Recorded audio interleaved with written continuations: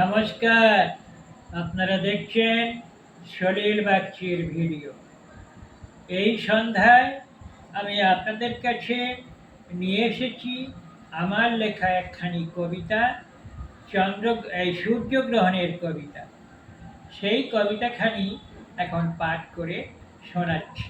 শুনুন, তবে আপনারা শুনুন, দেখুন, আমাকে লাইক করুন, শেয়ার করুন এবং কমেন্ট করুন এবং সাবস্ক্রাইব করুন। এবার আমি আমার লেখা সূর্যগ্রহণ কবিতাটি আপনাদের পাঠ করে শোনাচ্ছি।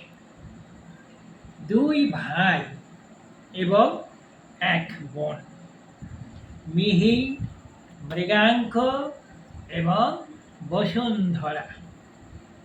এদের মধ্যে মিহিরের তেজ, দীপ্তি, পরাক্রম সব থেকে বেশি।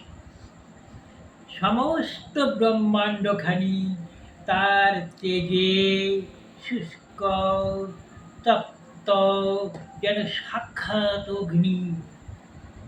বসুন্ধরা ঘুরে ঘুরে প্রতিদিন প্রতিক্ষণ মিহিরের দাসত্ব স্বীকার করে।